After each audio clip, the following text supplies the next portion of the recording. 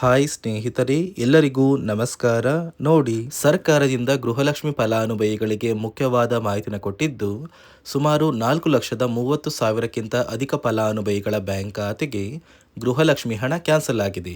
ನಿಮ್ಮ ಬ್ಯಾಂಕ್ ಖಾತೆಗೆ ಹಣ ಬರಬೇಕು ಅಂದರೆ ನೀವು ಈ ಕೂಡಲೇ ಗೃಹಲಕ್ಷ್ಮಿಗೆ ನಿಮ್ಮ ದಾಖಲಾತಿಗಳನ್ನ ಕೊಟ್ಟು ಮರು ಅರ್ಜಿನ ಸಲ್ಲಿಸಬೇಕು ಅಂತ ಸಿಎಂ ಡಿ.ಕೆ. ಶಿವಕುಮಾರ್ ಅವರು ಆದೇಶನ ಕೊಟ್ಟಿದ್ದಾರೆ. ಈ ಮರು ಅರ್ಜಿ ಸಲ್ಲಿಸೋದಕ್ಕೆ ಕೊನೆಯ ದಿನಾಂಕ ಕೂಡ ತಿಳಿಸಿದ್ದಾರೆ. ಅದೇ ರೀತಿ ಸರ್ಕಾರದಿಂದ ಗೃಹಲಕ್ಷ್ಮಿ ಫಲಾನುಭವಿಗಳಿಗೆ ಈಗಾಗಲೇ 6,000 ಹಣ ಜಮಾ ಆಗೋದಕ್ಕೆ ಶುರುವಾಗಿದೆ. ನಿಮ್ಮ ಬ್ಯಾಂಕ್ ಖಾತೆಗೂ ಕೂಡ ಸರ್ಕಾರದಿಂದ ಇಂದು ಮಂಗಳವಾರ ಜೂನ್ 30ರಿಂದ ಕರ್ನಾಟಕದ ಒಟ್ಟು 28 ಜಿಲ್ಲೆಗಳನ್ನು 3 ವಿಭಾಗ ಮಾಡಿ 3 ಹಂತಗಳಲ್ಲಿ 6,000 ಹಣನ ಜಮಾ ಮಾಡ್ತಾ ಇದೆ. ರೇಷನ್ ಕಾರ್ಡ್ ದಾರರಿಗೂ ಕೂಡ 3 ಮುಖ್ಯವಾದ ಮಾಹಿತಿನ ಸರ್ಕಾರ ಕೊಟ್ಟಿದೆ ಮತ್ತು ಸರ್ಕಾರದಿಂದ ಹೊಸ ರೇಷನ್ ಕಾರ್ಡ್ಗೆ ಅರ್ಜಿ ಕೂಡ ಸ್ವೀಕಾರ ಮಾಡ್ತಾ ಇದೆ. ಹಾಗಾದರೆ ಏನೆಲ್ಲ ಮಾಹಿತಿನ ಸರ್ಕಾರ ಕೊಟ್ಟಿದೆ ಅಂತ ತಿಳಿಸ್ಕೊಡ್ತೀನಿ. ಅದೇ ರೀತಿ ನೀವು ನನ್ನ ಚಾನಲ್ನ ಸಬ್ಸ್ಕ್ರೈಬ್ ಆಗಿಲ್ಲ ಅಂದರೆ ದಯಮಾಡಿ ಚಾನಲ್ನ ಸಬ್ಸ್ಕ್ರೈಬ್ ಮಾಡಿಕೊಂಡು ಹಾಗೆ ವಿಡಿಯೋಗೆ ಒಂದು ಲೈಕ್ನ ಕೊಡಿ. ಹೌದು ವೀಕ್ಷಕರೇ, ಸರ್ಕಾರದಿಂದ ಗೃಹಲಕ್ಷ್ಮಿ ಫಲಾನುಭವಿಗಳಿಗೆ ಇನ್ನು ಮುಂದೆ ಸುಮಾರು 4ರಿಂದ 5 ಲಕ್ಷ ಮಹಿಳೆಯರಿಗೆ ಗೃಹಲಕ್ಷ್ಮಿ ಹಣನ ಕ್ಯಾನ್ಸಲ್ ಮಾಡುವುದಾಗಿ ಸರ್ಕಾರ ನಿರ್ಧಾರ ಮಾಡಿದೆ. ನಿಮ್ಮ ಬ್ಯಾಂಕ್ ಖಾತೆಗೆ ಹಣ ಬರುತ್ತೋ ಬರೋದಿಲ್ವ ಅಂತ ನೀವು ತಿಳ್ಕೋಬೇಕು ಅಂದರೆ ಈ ಕೂಡಲೇ ನೀವು ನಿಮ್ಮ ಊರಿಗೆ ಹತ್ತಿರವಿರುವ ಕರ್ನಾಟಕ ಒನ್, ಗ್ರಾಮ ಒನ್ ಅಥವಾ ಬೆಂಗಳೂರು ಒನ್ ಸೇವಾ ಕೇಂದ್ರಕ್ಕೆ ಹೋಗಿ ನಿಮ್ಮ ಒಂದು ರೇಷನ್ ಕಾರ್ಡ್ ಮತ್ತು ಆಧಾರ್ ಕಾರ್ಡ್ನ ಕೊಟ್ಟು ಗೃಹಲಕ್ಷ್ಮಿಗೆ ನೀವು ಮರು ಅರ್ಜಿನ ಹಾಕಬೇಕು. ನೀವು ಎಷ್ಟು ಬೇಗ ಮರು ಅರ್ಜಿನ ಹಾಕ್ತೀರಾ ಅಷ್ಟು ಬೇಗ ನಿಮ್ಮ ಬ್ಯಾಂಕ್ ಖಾತೆಗೆ ಗೃಹಲಕ್ಷ್ಮಿ ಹಣ ಬರುತ್ತೆ. ಅದೇ ರೀತಿ ಸರ್ಕಾರದಿಂದ ಈಗಾಗಲೇ ಗೃಹಲಕ್ಷ್ಮಿ ಫಲಾನುಭವಿಗಳಿಗೆ 6,000 ಹಣನ ಜಮಾ ಮಾಡೋದಕ್ಕೆ ಶುರು ಮಾಡಿದೆ. ಈ ಜೂನ್ ತಿಂಗಳು ಬರಬೇಕಾದಂಥ 32ನೇ ಕಂತು, ಮೇ ತಿಂಗಳು ಬರಬೇಕಾದಂಥ 31ನೇ ಕಂತು, ಅದೇ ರೀತಿ ಏಪ್ರಿಲ್ ತಿಂಗಳ ಹಣ ಪೆಂಡಿಂಗ್ ಇದ್ದರೆ ಏಪ್ರಿಲ್ ತಿಂಗಳ 30ನೇ ಕಂತಿನ ಹಣನ ಕೂಡ ಸರ್ಕಾರ ಜಮಾ ಮಾಡ್ತಾ ಇದ್ದು, ಒಟ್ಟು 6,000 ಹಣನ ನಿಮ್ಮ ಬ್ಯಾಂಕ್ ಖಾತೆಗೆ ಇಂದು ಮಂಗಳವಾರ ಜೂನ್ 30 ಅಂದರೆ ತಿಂಗಳ ಕೊನೆಯ ದಿನ ನಿಮ್ಮ ಬ್ಯಾಂಕ್ ಖಾತೆಗೆ ಜಮಾ ಮಾಡ್ತಾ ಇದ್ದು, ಕರ್ನಾಟಕದ 28 ಜಿಲ್ಲೆಗಳಿಗೆ 3 ಹಂತಗಳಲ್ಲಿ ಬರ್ತಾ ಇದೆ. ಮೊದಲ ಹಂತದಲ್ಲಿ ಬೆಂಗಳೂರು ವಿಭಾಗಕ್ಕೆ ಹಣ ಬರ್ತಾ ಇದ್ದು, ಬೆಂಗಳೂರು ನಗರ, ಬೆಂಗಳೂರು ಗ್ರಾಮಾಂತರ, ರಾಮನಗರ, ಚಿಕ್ಕಬಳ್ಳಾಪುರ, ಚಿತ್ರದುರ್ಗ, ದಾವಣಗೆರೆ, ಕೋಲಾರ, ಶಿವಮೊಗ್ಗ, ತುಮಕೂರು. ಅದೇ ರೀತಿ ಎರಡನೆಯ ಹಂತದಲ್ಲಿ ಬೆಳಗಾವಿ ವಿಭಾಗಕ್ಕೆ ಹಣ ಬರ್ತಾ ಇದ್ದು, ಬಾಗಲಕೋಟೆ, ಬೆಳಗಾವಿ, ವಿಜಯಪುರ, ಧಾರವಾಡ, ಗದಗ, ಹಾವೇರಿ, ಉತ್ತರ ಕನ್ನಡ, ಬಳ್ಳಾರಿ, ಬೀದರ್ ಮತ್ತು ಕಲಬುರಗಿ. ಮೂರನೆಯ ಮತ್ತು ಕೊನೆಯ ಹಂತದಲ್ಲಿ ಮೈಸೂರು ವಿಭಾಗಕ್ಕೆ ಹಣ ಬರ್ತಾ ಇದ್ದು, ಚಾಮರಾಜನಗರ, ಚಿಕ್ಕಮಗಳೂರು, ದಕ್ಷಿಣ ಕನ್ನಡ, ಹಾಸನ, ಕೊಡಗು, ಮಂಡ್ಯ, ಮೈಸೂರು, ಉಡುಪಿ, ರಾಯಚೂರು, ಯಾದಗಿರಿ, ವಿಜಯನಗರ. ಹೀಗೆ ಸರ್ಕಾರ ಪ್ರತಿಯೊಂದು ಫಲಾನುಭವಿಗಳಿಗೆ 3 ಹಂತಗಳಲ್ಲಿ ಗೃಹಲಕ್ಷ್ಮಿ ಯೋಜನೆಯ 6,000 ಹಣನ ಜಮಾ ಮಾಡ್ತಾ ಇದೆ. ಆದರೆ ನಿಮ್ಮ ಬ್ಯಾಂಕ್ ಖಾತೆಗೆ ಹಣ ಕ್ಯಾನ್ಸಲ್ ಆಗುವ ಸಾಧ್ಯತೆ ಇದೆ. ಯಾಕಂದರೆ ನೋಡಿ ವೀಕ್ಷಕರೇ, ನಿಮ್ಮ ಬ್ಯಾಂಕ್ ಖಾತೆಗೆ ಗೃಹಲಕ್ಷ್ಮಿ ಯೋಜನೆಯ 3 ತಿಂಗಳ 6,000 ಹಣ ಜಮಾ ಆಗಬೇಕು ಅಂದರೆ ನೀವು ಆದಷ್ಟು ಬೇಗ ಗೃಹಲಕ್ಷ್ಮಿಗೆ ಮರು ಅರ್ಜಿನ ಹಾಕೋದು ಕಡ್ಡಾಯ. ಯಾವ ಕಾರಣಕ್ಕೆ ನೀವು ಮರು ಅರ್ಜಿ ಹಾಕಬೇಕು ಅಂತ ಕೂಡ ತಿಳಿಸ್ಕೊಡ್ತಾ ಇದ್ದೀನಿ. ನೋಡಿ ವೀಕ್ಷಕರೇ, ಸುಮಾರು 2ರಿಂದ 3 ಲಕ್ಷಕ್ಕಿಂತ ಅಧಿಕ ಮಹಿಳೆಯರಿಗೆ ಗೃಹಲಕ್ಷ್ಮಿ ಹಣನ ಸರ್ಕಾರ ಕ್ಯಾನ್ಸಲ್ ಮಾಡಿದೆ. ಯಾಕಂದರೆ ಈ 3 ಲಕ್ಷಕ್ಕಿಂತ ಅಧಿಕ ಫಲಾನುಭವಿಗಳ ಬ್ಯಾಂಕ್ ಖಾತೆಗೆ ಪ್ರತಿ ತಿಂಗಳು ಗೃಹಲಕ್ಷ್ಮಿ ಹಣ ಜಮಾ ಆಗ್ತಾ ಇತ್ತು. ಸುಮಾರು ಸಾಕಷ್ಟು ಫಲಾನುಭವಿಗಳು ಮರಣ ಹೊಂದಿದ್ದಾರೆ. ಆ ಮರಣ ಹೊಂದಿರುವ ಫಲಾನುಭವಿಗಳ ಒಂದು ಸಂಖ್ಯೆ 2 ಲಕ್ಷಕ್ಕಿಂತ ಜಾಸ್ತಿ ಇದೆ. ಇದೇ ಕಾರಣಕ್ಕೆ ಪ್ರತಿ ಫಲಾನುಭವಿಗಳು ಗೃಹಲಕ್ಷ್ಮಿಗೆ ಮರು ಅರ್ಜಿನ ಹಾಕಿ ನಿಮ್ಮ ಬ್ಯಾಂಕ್ ಖಾತೆಗೆ ನೀವು ಹಣ ಪಡಿಬೇಕು.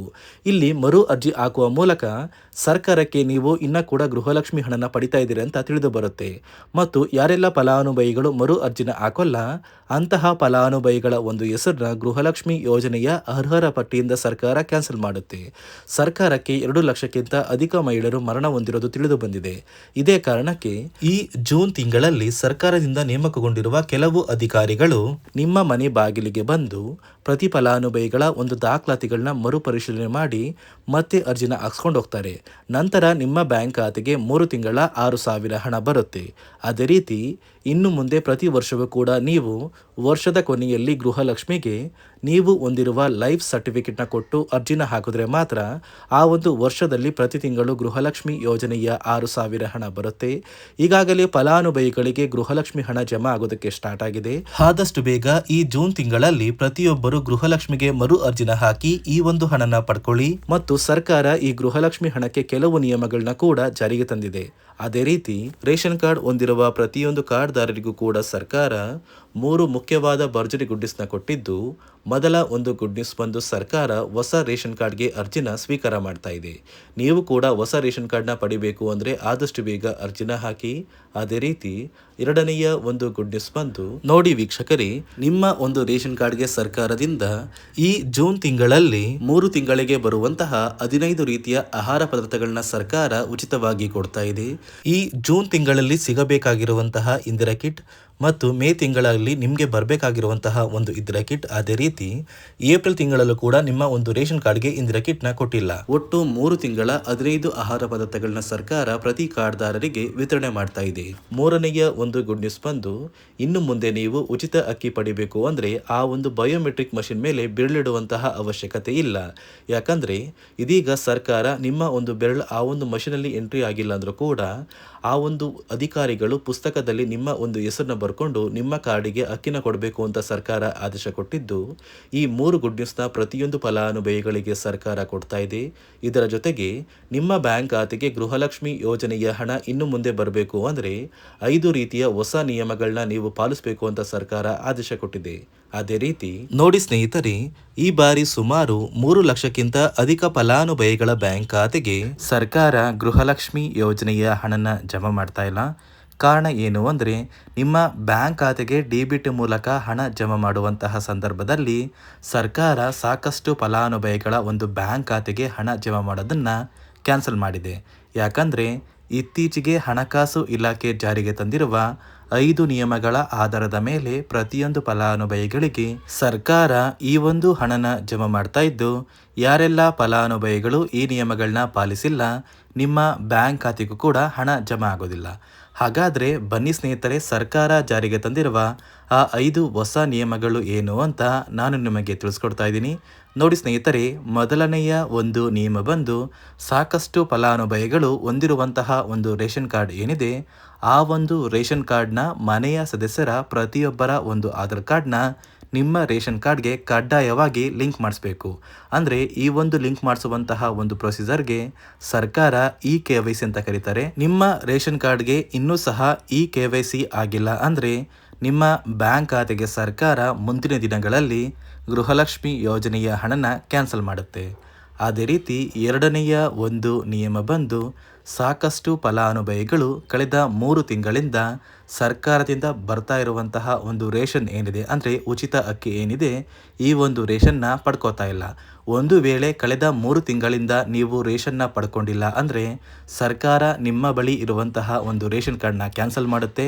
ನಿಮ್ಮ ರೇಷನ್ ಕಾರ್ಡ್ನ ಸರ್ಕಾರ ಕ್ಯಾನ್ಸಲ್ ಮಾಡಿದ್ರೆ ನಿಮ್ಮ ಬ್ಯಾಂಕ್ ಖಾತೆಗೆ ಗೃಹಲಕ್ಷ್ಮಿ ಯೋಜನೆಯ ಹಣ ಇರ್ಬೋದು ಮತ್ತು ಸರ್ಕಾರದಿಂದ ಬರುವಂತಹ ಒಂದು ಸೌಲಭ್ಯಗಳನ್ನ ನೀವು ಕಳ್ಕೋಬೇಕಾಗುತ್ತೆ.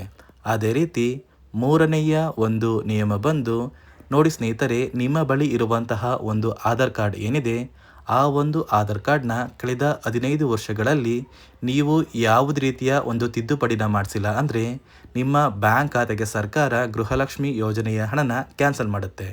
ಯಾಕಂದರೆ ಸರ್ಕಾರದಿಂದ ಬಂದಿರುವಂತಹ ಒಂದು ಆದೇಶದ ಪ್ರಕಾರ ಪ್ರತಿಯೊಂದು ಫಲಾನುಭವಿಗಳು ಕಳೆದ 15 ವರ್ಷಗಳಲ್ಲಿ ಯಾವುದೇ ರೀತಿಯ ಒಂದು ತಿದ್ದುಪಡಿನ ನಿಮ್ಮ ಆಧಾರ್ ಕಾರ್ಡ್ಗೆ ನೀವು ಮಾಡಿಸಿಲ್ಲ ಅಂದರೆ ಕಡ್ಡಾಯವಾಗಿ ಆದಷ್ಟು ಬೇಗ ನಿಮ್ಮ ಆಧಾರ್ ಕಾರ್ಡ್ಗೆ ತಿದ್ದುಪಡಿನ ಮಾಡಿಸಿ. ಅದೇ ರೀತಿ 4ನೆಯ ಒಂದು ನಿಯಮ ಬಂದು, ನಿಮ್ಮ ಕುಟುಂಬದ ಒಂದು ವಾರ್ಷಿಕ ಆದಾಯ 7 ಲಕ್ಷಕ್ಕಿಂತ ಕಡಿಮೆ ಇರಬೇಕು.